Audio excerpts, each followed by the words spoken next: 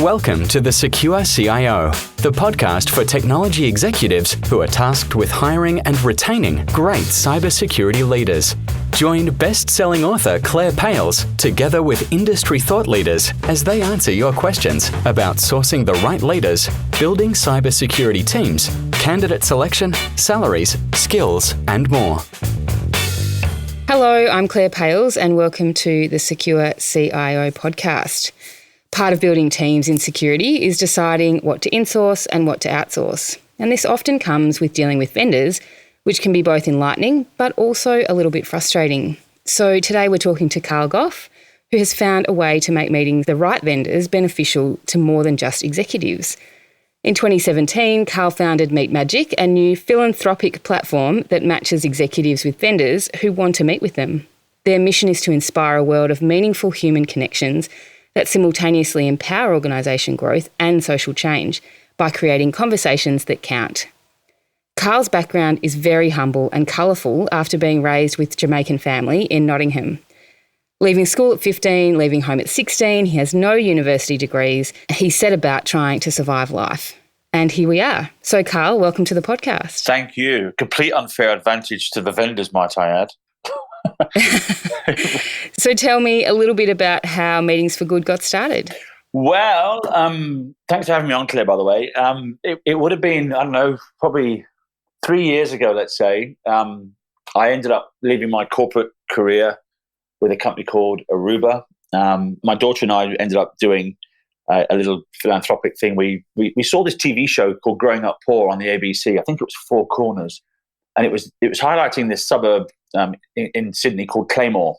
Now, the government built this suburb called Claymore in 1975, and they put the poorest of the poor there. So 3 generations later, there was these kids from age 5 to 15 on TV saying they've got no dreams, no hopes, nothing for the future. So this reminded me very much of how I grew up in some of the suburbs and how we lived. Basically, it was day to day, hand to mouth in many cases, and so we drove out there and we spoke to the school and we agreed that we try and inspire these kids years 3 to 6, and we ended up raising I think $5,000, and we brought 300 of these kids into Bondi. We got Channel 9 to get the Bondi lifeguards involved.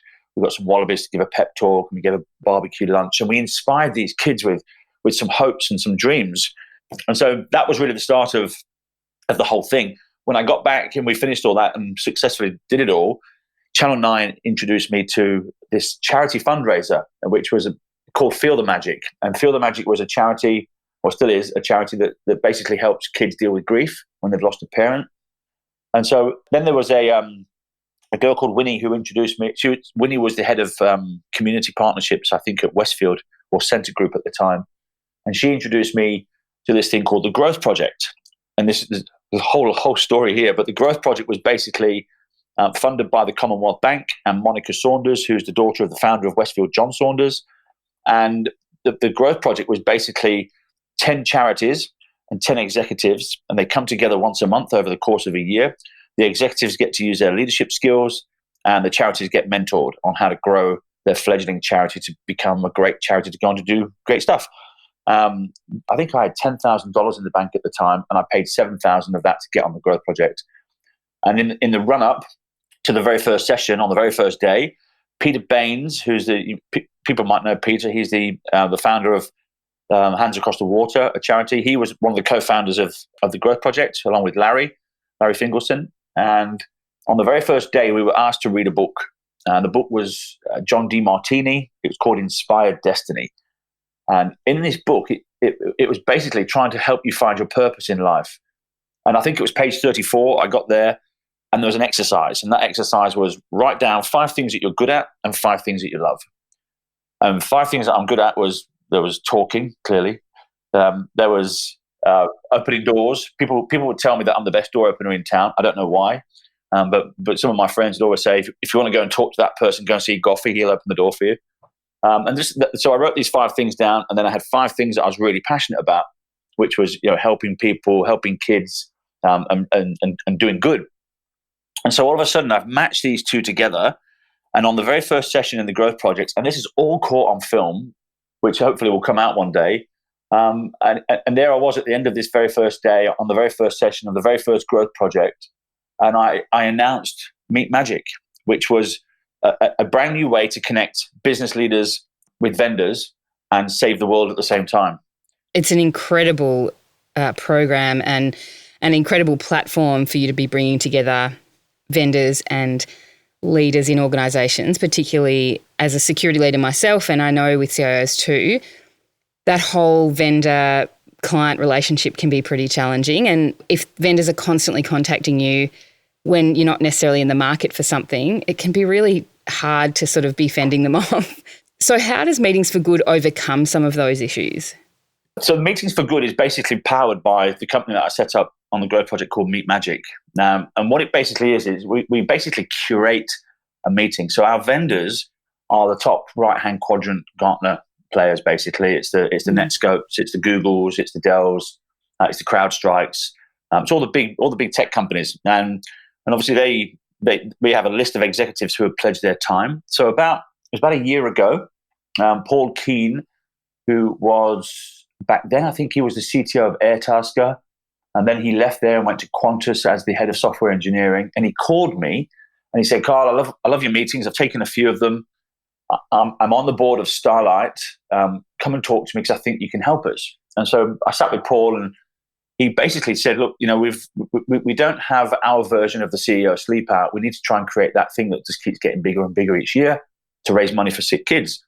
And he said, I think you can help us. So he connected me with a guy called Matt Geraghty, who's the head of partnerships at Starlight. And Matt and I sat down and we came up with Meeting for Good. And Meeting for Good basically is any executive in the country, if you're a C-suite, C-level, director, head of, line of business owner, whatever it is, you can be CIO, CISO, CTO, or whatever. You pledge 45 minutes of your time, and then we then match you with a vendor. And what happens is the vendors get to see the list of execs who have pledged their time, and they can pick off that list who they want to go and see. And then we have an operations team that match the people together and connect all the diaries. So the value that this is doing, and we're seeing, if you think about when you get out of an Uber and you have that little rating thing where you press a star and say it was 1 to 5, we do the same thing with our meetings. And we've got, I think at the moment, there's about 4.8% rating approval on every meeting from both the exec and from the vendors. And one of the interesting questions that we ask is, do you think there's an opportunity for future collaboration? In other words, can we do business together? And from the executive's point of view, about 83% of the execs have said, yes, we can do business together. And the salespeople are a bit more bullish. They say 93%. So the value in these meetings that are being curated is immense, because it's not like this the CIO or the CISO is being conned into having a meeting and he doesn't want to be there. He actually gets to see who's coming and what they want to talk about. Now the value here, and this is where it really kicks in, that we teach these salespeople: do not take your laptop in there, do not take your iPad. We have this code of conduct for salespeople called "Don't be a douchebag." which is basically don't pitch your product, because no one cares about your product or your widget. And so we tell them to go in there and say, look, how did you get involved with Meetings for Good? Tell me what inspired you to get involved. And that then forms this human connection. And then they have a real conversation, as opposed to, the executive sitting there with his arms folded because the salesperson just opened up and launched into a pitch. It's like, please. The actual problem that we're solving for the executives is really simple. We know that they're heavily targeted by the vendors. We know that they're taking too many meetings and there's too much wasted time for them. So we found a solution that really filters out all of that noise, and we create a high-value, highly curated connection.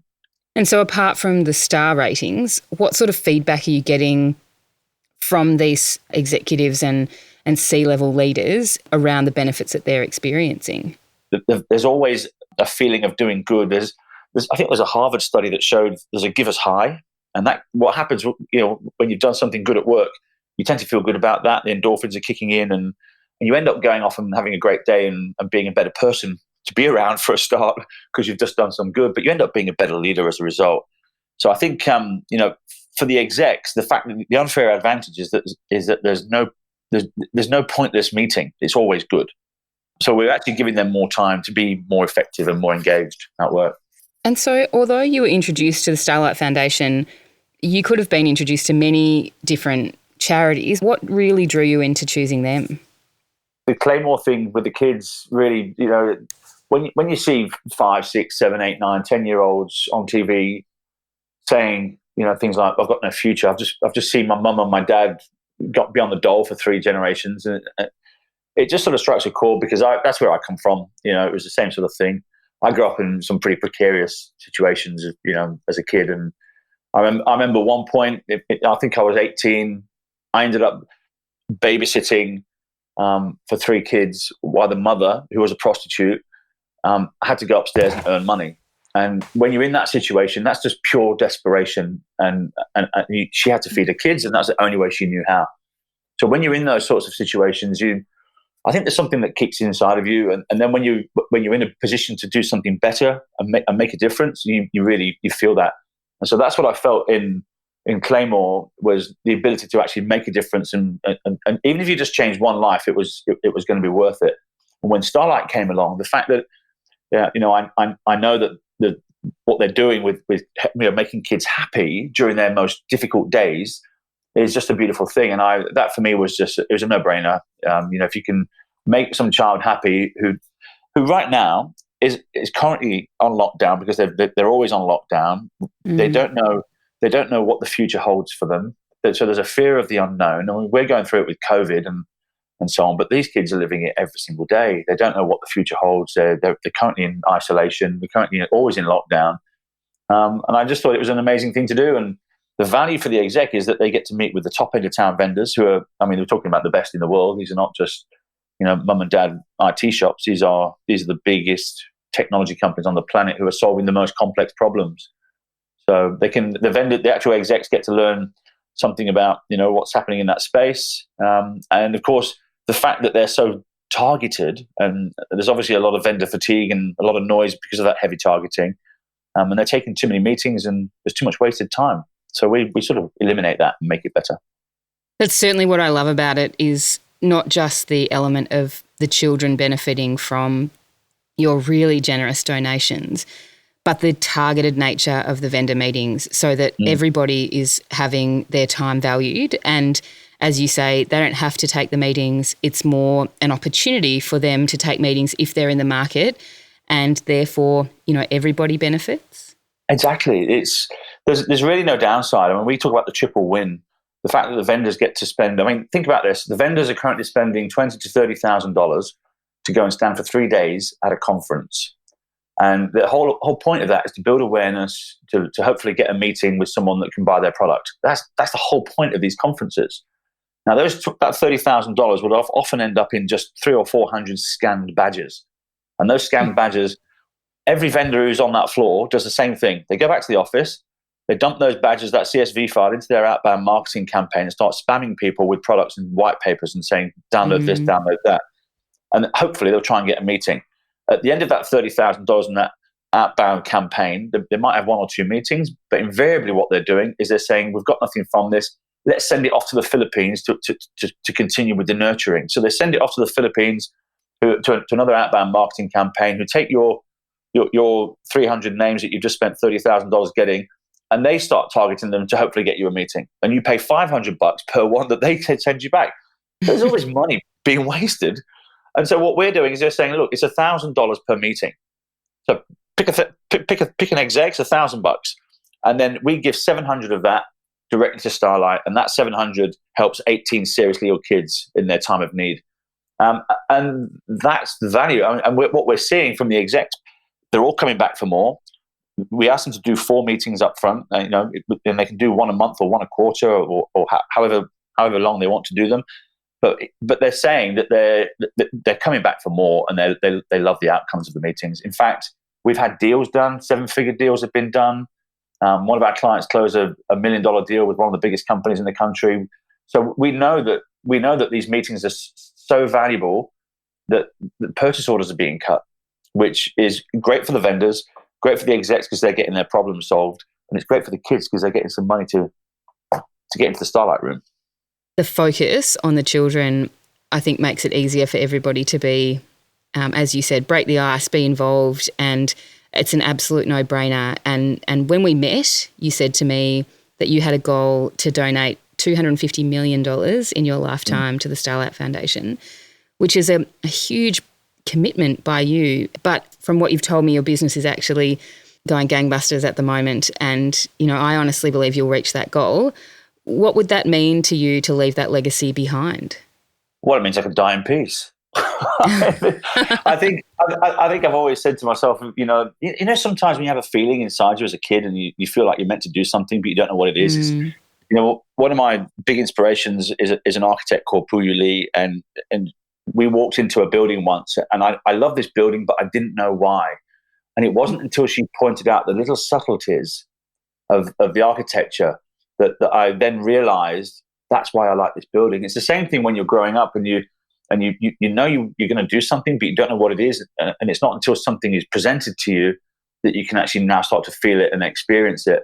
And that's what happened. I think for me, the 250 million came from, and that's to multiple charities, not just to Starlight. I mean, the whole idea of Meet Magic was to raise 250 million to charity and into various different charities. And we've done that. We're doing okay so far as a startup. I think when you look at the Airbnbs of the world who take 3 to 5 years to get off the ground, I think Airbnb took 3 years to sell their first blow-up mattress. You look at the Atlassians; they've been around for 18 years right now. You look at the Canvas; they've been around for God knows how long. You look at all the other ones that are coming up. So what we've done in 3 years, not only making money for charity, but also keeping going. When we kickstarted the Meeting for Good campaign, that was November last year. We were obviously going into Christmas period in Australia, and you know what that's like. It's everyone goes on holiday and goes skiing, so there's not a lot happening from November to February. And then we went through January bushfires, and then we came out of the bushfires and went into a pandemic, and we're still in it. And during all that time, we've not only managed to grow, but we've had triple-digit growth. We've had year-on-year growth, month-on-month growth. We had our biggest month last month, which I think it was 30 or 40% up from the month before. And we're putting on people. We've got now, I think, 8 of us working, full-time and part-time, making this happen. And I just know if we can now expand this, and this is how good the meetings are. Our vendors are saying things like the best marketing campaign we've ever done in our careers. These are the VPs of Asia of some of the biggest companies saying this, and they're saying to us, can you come to the US? Can you come to the UK? Can you come to India and Singapore and Tokyo and help us do the same thing there? So they're loving them that much. They've got money over there for us to go and expand. So we've got a great opportunity. And I just know if we can do 10,000 meetings a month in 10 cities, and that's just 1,000 meetings a month in 10 cities around the world, that's a huge business. Not only is it a huge business, it's actually a really powerful one because it's making a massive contribution back to society and helping all these different charities. I think one of my favorite stories, Claire, was one of the very first meetings that when you're doing a startup, people don't realize how hard it is actually. I've bootstrapped this. I literally had no money for a couple of years, and I live in Darling Point. I don't know how I've managed to survive that, but one of the meetings which really just cemented to me that this thing has to be the thing that I'd focus my entire life on. There was a company called Sky-Fi, they do analytics, Wi-Fi analytics, and then there was a company called Kathmandu, the retailer, and it was the CIO of that. His name was Jolan van Dijk. He agreed to meet with Sky-Fi, and that meeting took place. And I think at the time, this was 2017 or 2000. It was around 2017. I'd just been going for about less than a year. I think I had $600 or $700 to my name in the bank. That was it. There's no backup plan. There's no trust fund. There's no mum and dad anywhere to give you a bailout. I've got no family here apart from my daughter. I'm literally down to $700 in the bank. And this meeting took place, and Jolan, the CIO of Kathmandu, I called him and I said, thanks for taking the meeting. Which charity would you like to nominate? And he nominated the Himalayan Foundation. So I called the Himalayan Foundation and I said to them, look, I've got this $500 donation to you, because back then it was 50-50, 500 to charity and 500 to the business. And they said that $500 will pay for 3 girls to go to school for the entire year and it'll pay for their books and their uniform. Amazing. Now, I just thought, I'm walking. I live at Darling Point near Rushcutters Park. As I'm walking, I've got tears coming out of my eyes because I've just clicked on my Westpac account. I've just clicked transfer of that $500 to the Himalayan Foundation. I've got $200 left in the bank to buy food for the week. And this is literally gospel. At that point in time, I said to myself, how can I be so economically poor, yet so internally and spiritually rich that it's making me cry? Yeah. Massive conflict. But that was one of the things that really cemented to me that this is got to be it. This is my life's purpose. Yeah, and everything comes from that place now. I think your story is incredible, and I also think what you're giving back to the community is an incredible legacy for you to leave behind. And I would love for you to let us know how can listeners find out more about you and Meetings for Good and Meet Magic and all of the services that you can provide. Where should our listeners head to hear more?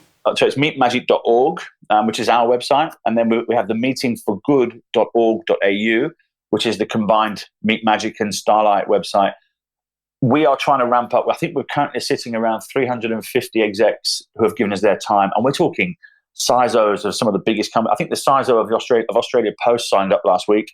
And if there's any execs out there that want to just pledge 45 minutes of their time and help some sick kids, they can literally log on to meetingforgood.org.au and they can register their details in there, and they can pledge time.